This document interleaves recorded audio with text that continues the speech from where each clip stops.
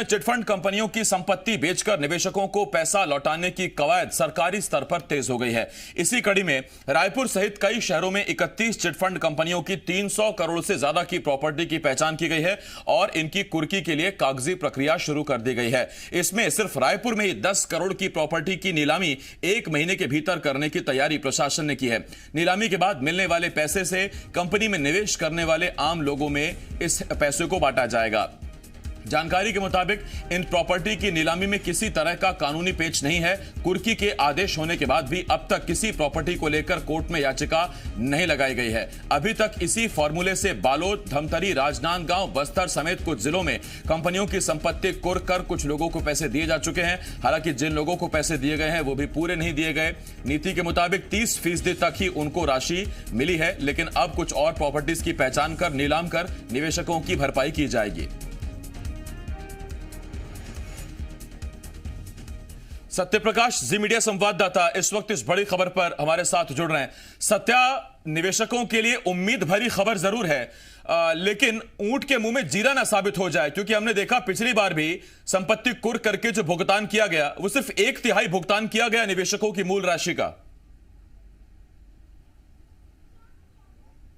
देखिए, अभी भी जो अंदाजा लगाया जा रहा है वो कमोबेश यही है कि जिन संपत्तियों को लेकर जो कुर्क किए गए हैं तमाम चिटफंड कंपनियों से, उसमें न्यायालय में जिस पे वाद विवाद नहीं है, न्यायालय में जो मामला अभी लंबित नहीं है, उसी को बेचा जा सकता है और उसी को बेचने की तैयारी है। और उसको नीलाम करने के बाद जो राशि आएगी, उस राशि से जो निवेशक लाभान्वित हो पाएंगे उनको एक नियत राशि दी जाएगी। लेकिन फिलहाल इसलिए इसे फौरी एक राहत कही जा रही है क्योंकि बड़ी आस लगाए बैठे हैं तमाम निवेशक और लंबे वक्त से। चूंकि कांग्रेस के घोषणा पत्र में आसिफ ये बातें थी कि चिटफंड में जिन्होंने निवेश किया है उन पे कार्रवाइयां होगी, चिटफंड कंपनियों पे उनकी संपत्तियां कुर्क होगी और वो पैसे लौटाने की कार्रवाई कांग्रेस पार्टी की सरकार आने के बाद की जाएगी।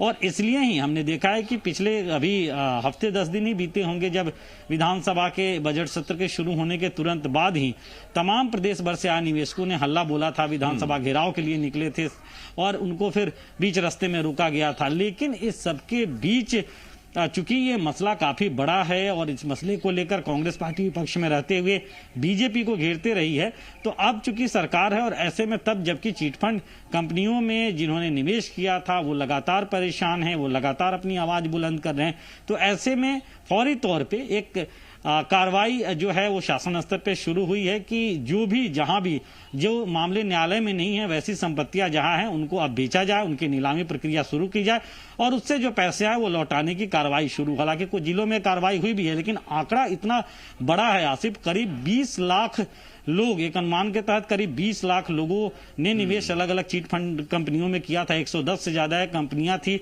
और 10,000 करोड़ रुपए से ज्यादा का अंदाजा लगाया जाता है कि निवेश अलग अलग कंपनियों में हुई। तो ऐसे में बड़ी राशि है। अब देखना होगा कि सरकार ने शुरू की है फिर से प्रक्रिया, तो कब तक किन किन को पैसे मिल पाते हैं।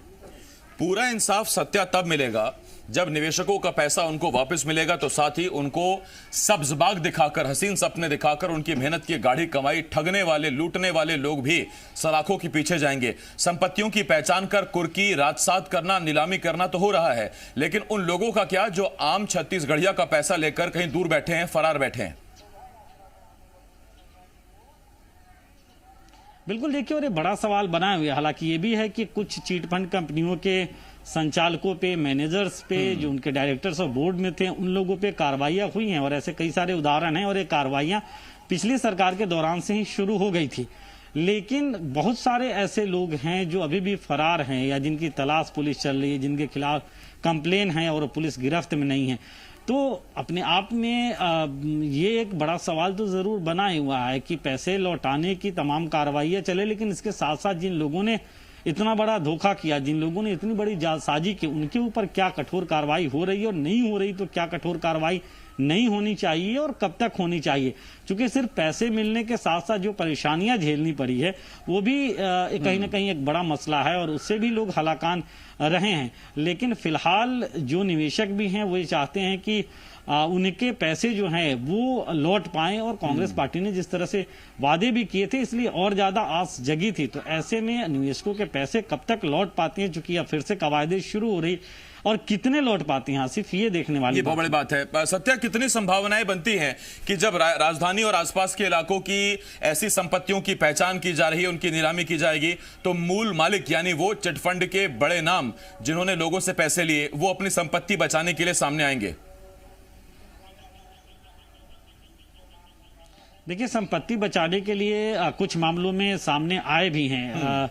वो लोग जिन लोगों ने चिटफंड कंपनियां बनाकर और निवेशकों को प्रोत्साहित करने की कोशिश की और बाद में उनके पैसे नहीं मिल पाए, ऐसे कई सारे ऐसे 4-5 से अधिक ऐसे मामले हैं जिन मामलों में अभी मामला न्यायालय में है, तो इसलिए उस पर कार्रवाई नहीं हो रही है। लेकिन करीब 8-10 ऐसे मामले हैं जिन मामलों में किसी ने सामने से आकर उसमें न्यायालय में कोई परिवाद या न्यायालय में किसी तरह का कोई मवाद दायर नहीं किया है।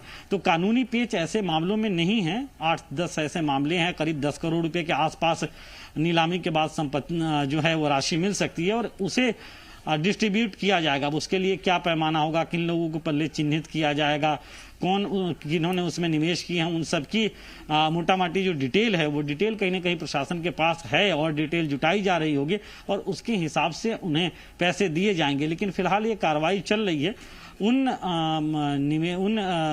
चिटफंड कंपनियों को लेकर जिनका कोई मामला न्यायालय में नहीं है। बहुत धन्यवाद आपका सत्या, इस तमाम जानकारी के लिए। सत्य प्रकाश, जी मीडिया संवाददाता रायपुर से इस वक्त इस बड़ी खबर पर हमारे साथ जुड़े हुए थे।